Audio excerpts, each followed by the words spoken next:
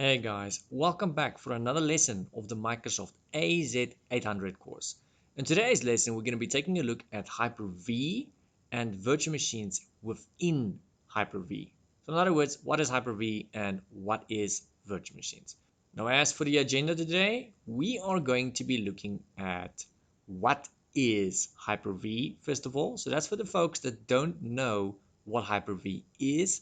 Never mind what it stands for, what it actually is, and what it actually does. Secondly, how or where do you get this thing called Hyper-V? And then lastly, how do I go about actually creating myself a virtual machine, which is also known as a VM, in Microsoft Hyper-V?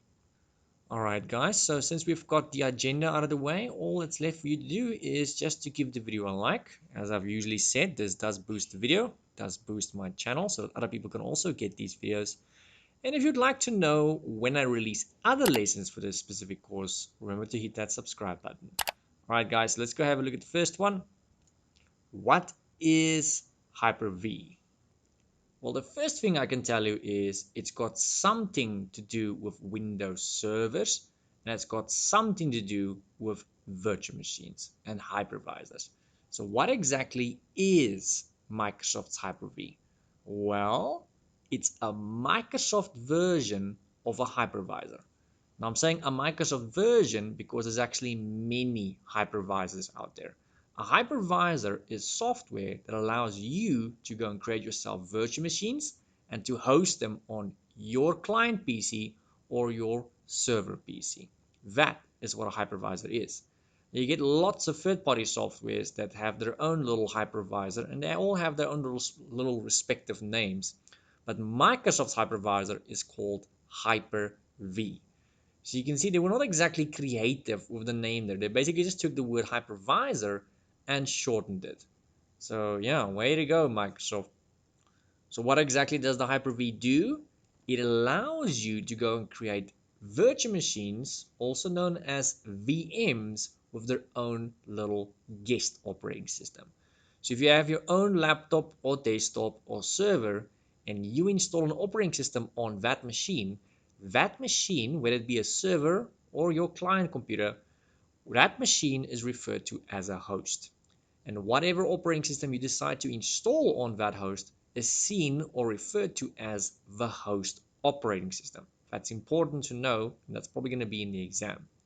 Now, if you were to go and create yourself a virtual machine, whatever operating system you install on that virtual machine will be referred to as a guest operating system. So those virtual machines are basically guest computers, guest systems, or just plain referred to as guests. And their operating systems are referred to as guest operating systems. Now, where the heck do we actually get this thing called Hyper-V? Where do I download it or do I get it from someone? Well, it's actually already included on Windows. It doesn't matter if you're running a client operating system like Windows 10 or a server operating system like Server 2019. It's already included. Now, the way you access it on these two operating systems might be different, but it's still there none the same. Now, if you'd like to go and use Hyper-V, Microsoft says this is only available on Windows 10, which I don't fully agree with. If you were to go and check on Windows 8.1, you would find that actually is there, provided that you're running the right version of Windows 8.1. Now, assuming you're running the right version of Windows 8.1 or the right version of Windows 10, you will possibly need to go and turn this on as a Windows feature. So keeping this to Windows 10, in Windows 10 you're going to have to go to your add and remove programs. Once you've accessed your add and remove programs, you will need to go and turn on a feature, and the feature you're looking for is Hyper-V. It's only available on Windows 10 Enterprise and only available on Windows 10 Professional. Anything lower, in other words anything cheaper, will not have that. Now, if you do have the correct version of Windows 10, let's say Enterprise or Professional, and you do not see it, this is probably a result of it not being turned on yet. As soon as you flick that little box or tick that little box, it's going to try and install it. It's going to basically look like a Windows update taking place. It's going to restart your PC. It's going to display that famous message that says, please do not unplug your computer or turn it off while doing update 1 of blah, blah, blah. So yeah, it's going to look like a Windows update, except it doesn't actually need to go and download it. The Hyper-V software is in a compressed dormant format in your computer. And once you go and turn that feature on, it's basically going to go and uncompress it and install it on your computer, pretty much like a Windows update. Now, where do you get this on a server though? So on a Windows operating system or a server operating system, it doesn't matter if it's server 2019, 2016, 2012, or 2, does not matter. Either way, you're going to go and add this as a role. And we have explained what roles are in a previous lesson, but on server 2019, you're going to go and add this as a role. So you're going to go to your good old-fashioned roles, add role. You're going to go and add a role, and you're going to find that in that list of available roles, you will find Hyper-V. Now, what actually does the Hyper-V software do besides hosting virtual machines? Well, for the lack of a better description, it virtually shares the host's resources with the virtual machine. So the host is the actual computer or server that you can touch with your hands. Your laptop, your desktop, your server that you can physically touch with your hands is the host. Whatever operating system is on there is the host operating system. Now, these virtual machines are exactly like real computers. They've got their own respective operating system, their own everything. They're identical to real computers, except they are virtual. If they are virtual, where are they getting their RAM from, their CPU power from, and their storage from, and any other form of hardware? Well, they don't actually have any. So they're going to have to basically share with the host where they're running on. So now what you might think about is, do I have enough resources? And that's actually a very good question. So to be able to run virtual machines, you need to have a pretty beefed up host. Graphics wise, this is not the biggest deal, but the RAM, hard drive space, and CPU is normally of concern here. So you need to make sure you're running a 64-bit operating system because 32-bit does not support this. 32-bit has all kinds of restrictions, RAM being one of them. So you have to run a 64-bit architecture on your computer. You have to have at least 8, 16, or 32 gigs of RAM, depending on how many virtual machines you want to run and what you want to run on them. And you have to have a lot of free hard drive space because these virtual machines need to be installed somewhere. You're going to basically be sacrificing some of your RAM, some of your hard drive space, and some of your CPU cycles so that you can run these virtual machines parallel to your host operating system at the same time.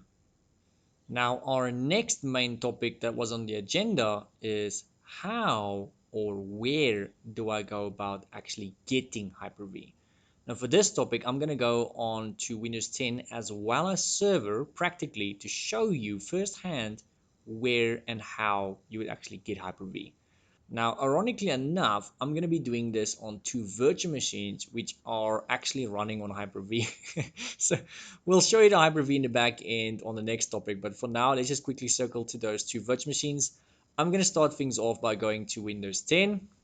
All right, so here we are on the Windows 10 machine, which is running on Hyper-V, which we'll show you guys in just a moment. So Windows 10, how or where do we get Hyper-V? Remember, the first requirement is you need to run Windows 10 or Windows 8.1. And with Windows, you need to run Professional or Enterprise. Otherwise, you're not going to find it where I'm about to show you. So I'm going to go here to the bottom left to Cortana, run a search for Control Panel. You can see there we go, Control Panel. I'm going to go to Programs, Programs and Features. And there's an option here, it says turn Windows features on or off. Now we want to go and turn a feature on. What feature? Hyper-V. We go in there. And in this list, you'll find all kinds of features that's actually been turned off or just never turned on for that matter. So basically any box that's not ticked currently has not been turned on. You can think of these as hidden superpowers that's just lying dormant there waiting to be awoken. So there is Hyper-V. As you can see, it's not turned on this specific machine. So all that you need to go and do to have Hyper-V is to go and tick that box. Tick that box, click on OK. I'm not going to click on OK because it's going to drop this virtual machine. It's going to start the installation, and very shortly afterwards, it's going to restart this machine, whether it's a physical machine or virtual machine. And after the restart, it's going to look like a Windows update is taking place, like I said before. But until then, if I go here to the bottom now and I run a search for Hyper-V, nothing pops up. But as soon as you've done that installation, once you land back on the desktop and you're on a search tab, before you even finish typing that word, you're going to find Hyper-V is actually going to pop up. So that is how and where you get it on Windows 10. Now, how and where do I get this on server? So let's switch over to server for this one. Okay, so here we are on the server side of things, which is also running on Hyper-V. So on the server side, we're currently here in the server manager. You can see there's all kinds of other roles installed, but Hyper-V is not one of them. So where do I find Hyper-V? We've said before, you're going to have to add this as a role. Roles, as we've explained before as well, can also be done from here, add roles and features, or alternatively, top right hand side, you can go here to where it says manage, add roles and features. So I'm going to click on that. And the little wizard, you click on next, next, next. And on this menu here, which I gave you guys a screenshot of earlier, there is Hyper-V. You're simply going to go and tick that box. You're going to go click on next, and you're just going to go and follow the on-screen prompts. That will allow you to add Hyper-V onto a server. It is that simple. Now, our next main topic on the agenda was creating virtual machines in Hyper-V. So we're going to do a step-by-step demo now quickly, just to show you how you actually go and create a virtual machine in Hyper-V. So let's switch over to Hyper-V for a change so you guys can see where I was running those two virtual machines from earlier. Alright guys, this is my Hyper-V running on my computer, and the two virtual machines that I was doing my demonstrations on earlier with you guys was this one here. That's a virtual machine that's got Windows Server 2019 installed. And there's the other one. That's the first one we did. A virtual machine that's got Windows 10 installed in it. And then I also actually have a third one here. It's also got Windows Server 2019 installed in it. So I just added like a little -2 there behind it.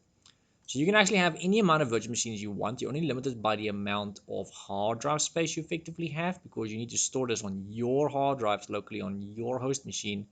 And if I want to run more than one of them at the same time, you need to make sure that you've got enough RAM for your host machine, as well as all the virtual machines you intend on running at that exact moment. So this is Microsoft's hypervisor called Hyper-V. If you would like to go and make your own virtual machine, you can do so by going here to the top right hand side and clicking on new, which we'll do in just a second. And something else I'm going to try and show you guys is this option here. It says Virtual Switch Manager. So we'll get back to that in a moment. So let's go here first to where it says new. We're going to go click here where it says virtual machines. We want to go and create ourselves a brand new virtual machine. Click on that. And the little wizard that opens, I'm going to go ahead and click on next. Choose a name. For right now, it doesn't matter. I'm just going to call this test since it's just a demonstration. But in real life, you want to be sure to give this a nice, proper, professional name, because it's most likely not going to be just you that's going to be using this virtual machine. There might be many other virtual machines here, so it's going to become a problem to identify which is which if you did not name it properly.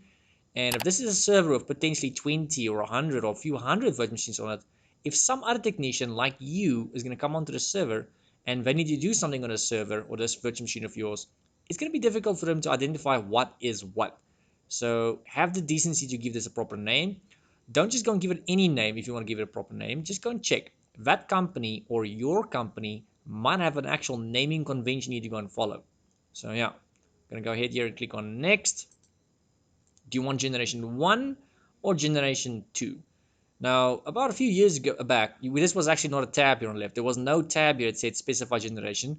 All your virtual machines would just be generation 1 by default. Nowadays, you can choose. Do you want generation 2 or generation 1? Generation 1 is the older one, obviously, that supports old legacy things. The word legacy simply just means old software and old hardware. So it still supports 32-bit. It still has a BIOS. You still have the ability to go and install an operating system on this virtual machine via the actual DVD or CD-ROM on your physical computer. In other words, the optical drive. It's got a floppy disk drive, all kinds of cool stuff like that, but they're considered legacy. Generation 2, however, has the new UEFI-based firmware, as you can see. No BIOS, strictly just 64-bit, and things like the old physical optical drive that you could go and use to do installation, that falls away now. So it's your choice. If you are going to go and make a virtual machine in an existing environment that's got a lot of virtual machines, I'm going to encourage you to first go and look at what generation those existing virtual machines are. This is not set in stone, but from experience, I've noticed that if you're going to go and make a generation 2 virtual machine and all your existing ones are currently generation 1, that generally does not end well. It seems as if the old ones and the new ones don't play well together. So you want to try and keep them the same. If this is your very first virtual machine, then obviously you're going to go with the newer one. Newer is better. If all of your current virtual machines happen to be generation 2, then also you're going to go and choose generation 2. If you're not sure which one to choose, I would recommend go generation 1, because 10 to 1, you're running generation 1. Unless you know for a fact that you're running generation 1, then you want to go and choose that one as well. So you're going to go click on next. How much RAM do you want to give to this virtual machine? Now, both the RAM and the hard drive space, you're going to have to go and ask yourself a few questions first before you can go and just allocate RAM and hard drive space willy-nilly. So first of all, what do I want to install on this virtual machine? So let's say it's Windows 10. You need to know what the minimum RAM requirement is for the operating system you're about to go and install. So for argument's sake, let's say for Windows 10, it's 2 gigs. Now, yes, 2 gigs might work, so I'm going to go and say 2 gigs. Second question that you need to go and ask yourself is, what do I intend on using this virtual machine for? So even though 2 gigs is going to get this virtual machine to run, depending on what I intend on doing with this virtual machine, 2 gigs might not cut it. I might very well have to go and increase to maybe 4 gigs of RAM because I intend on running some resource intensive things on this virtual machine. So you need to go and ask yourself, what am I installing? What am I going to be using this for? Now the question doesn't stop there. You need to go and ask yourself how many other virtual machines are currently running. So you can see in the background I've got a few other ones. How many other virtual machines are currently on this machine? How many of them will currently be running at a given time? So how many of them are going to be running concurrently at the same time? And how much RAM have been allocated to those virtual machines? After you've asked yourself all of those questions, the last question that remains is, how much RAM does this host PC that I'm running all of this on actually have? You might find that there's not enough RAM to give to this new virtual machine of yours because the host will run out of RAM itself. The host also needs RAM to be able to function properly. Otherwise, it's going to crash and you're going to get a blue screen of death. So I'm going to go and proceed. I'm going to say next. Oh, I forgot to show you guys something else. If I go back to the previous tab here, there's a button here. It says use dynamic memory. And you would have noticed this is actually ticked by default. So that means if I give this machine 4 gig like I'm doing right now, it's not necessarily going to give it 4 gigs off the bat. It's going to limit it to 4 gigs. So if you find that this machine is just idling there doing nothing, maybe it's idling with 500 megabytes of RAM, all the RAM that's not being utilized at that point in time actually gets sent back to the pool, back to the host. So it can be used by the host or other virtual machines that actually need it. So that's pretty useful if you're having a virtual machine that's not using all of the RAM. You will limit it to obviously whatever amount you specified here, which is now 4 gigs in this case. But at least if you tick this box, which is the default, it's not going to use all of that if it doesn't need all of that.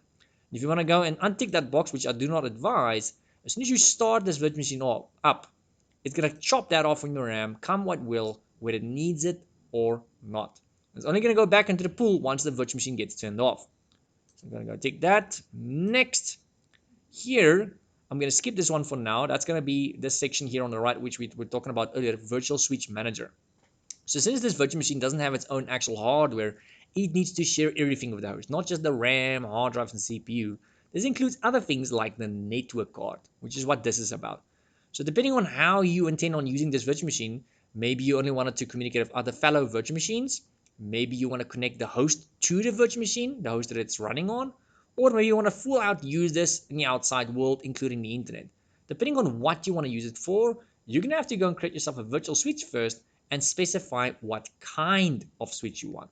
You get public, you get private, and you get external. So what kind of do you want? So I think it's private. Yeah, it's private, internal, and external. I think those are the three. Sorry, so it was private, internal, and external. Those are the three. For some reason, I was thinking of public IP addresses. I'm going to go click on next. We're not going to choose one now yet. We can always go and add this afterwards, which is what we're going to go and do. If you happen to have one already, you can go and choose it from this list. Click on next. Now here, same as the RAM, you're going to have to go and ask yourself a few questions. So I'm about to create a hard drive for this virtual machine. First of all, do I need to create myself a new hard drive? Maybe I have an existing virtual hard drive that already has on it what I need.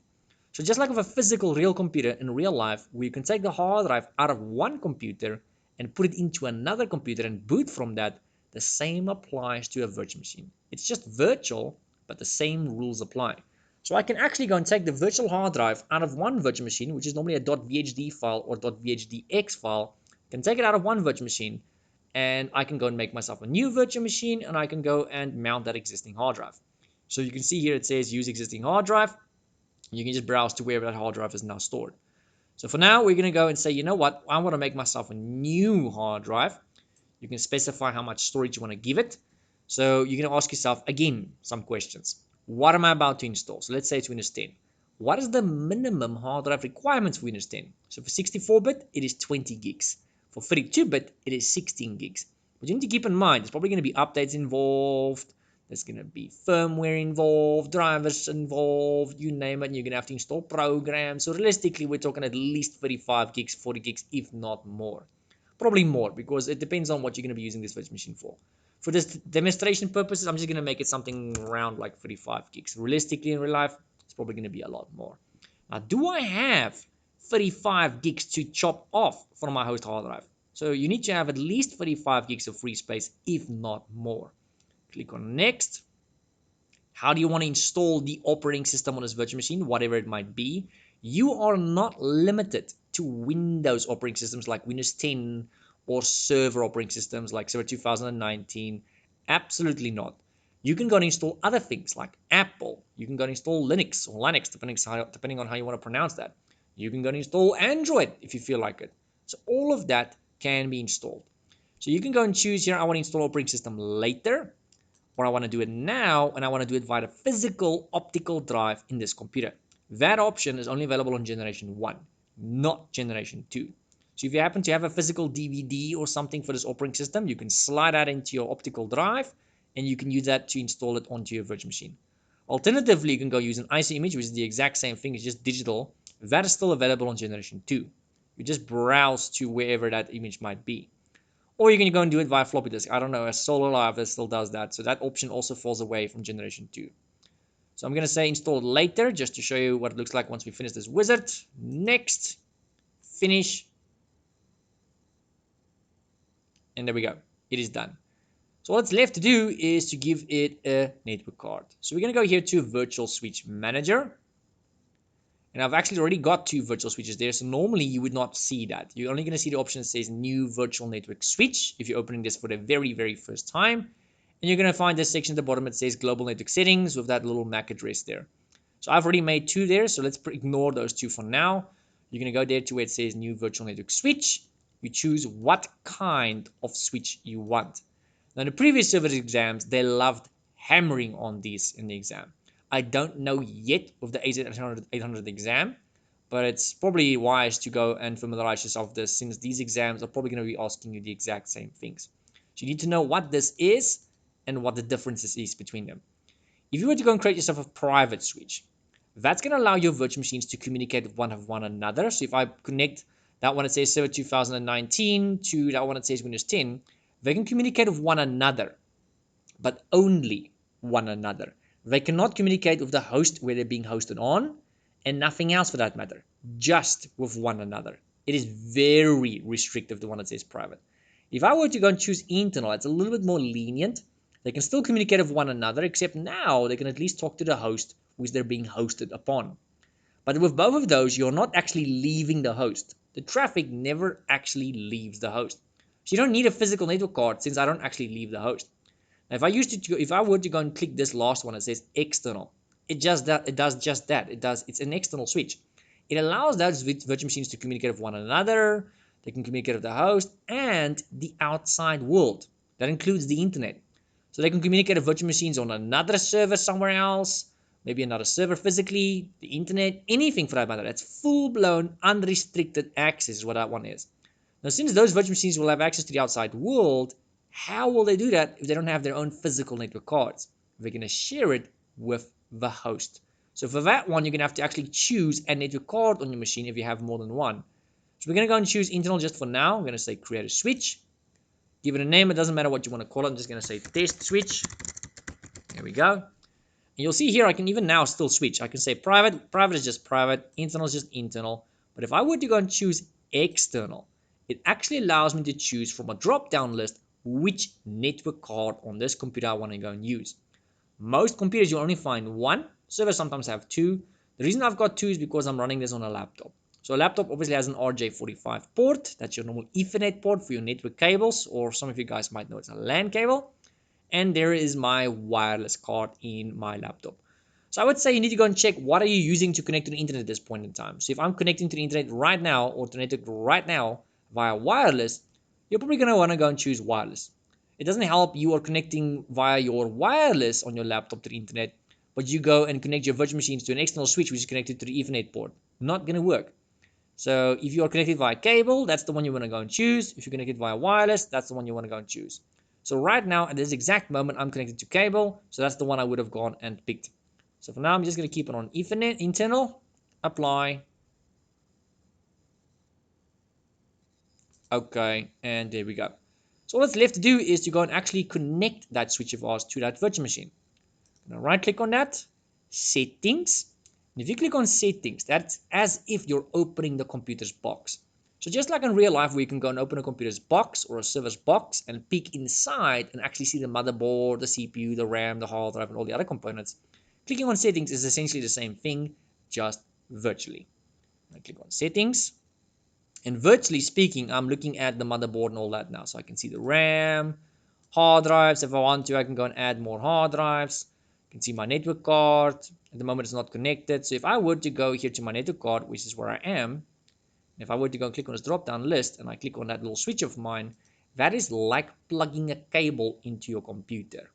And if I were to go to this drop-down list and switch to a different one, that is like plugging the cable out and plugging a different one in from a different network. Or like disconnecting from your Wi-Fi, your hotspot, the SSID that you're currently connected to, and just connecting to another one. It is the same thing. So I'm just going to go and click on mine. If you so desire, you can go and add more network cards, which is unlikely, but you can do that. Go to the top left here and I can say add hardware. Go here to where it says network adapter. I can click on add and I can just go and add more and more and more if needed. So oh yeah, I'm just going to click on apply. Okay. All it's left to do is to install Windows on this machine. I haven't actually inserted the disk yet, so I would have to go and mount one. Once you've done that, you right click on this machine, you click on start, and that is essentially it. There's a lot more I can teach you about Hyper-V and virtual machines, but that's going to be for our next lesson. So that's going to be in lesson 8 most likely. Alright guys, so yeah, thank you for watching this episode of the AZ-800 series. I hope you guys have learned something. If you have, do me a favor, give the video a like. And if you'd like to know when I release that next episode being episode 8, remember to hit that subscribe button with the notification bell. Alright guys, I'll see you in episode 8 where we're probably going to continue Hyper-V. Bye guys. If you love me, let me know.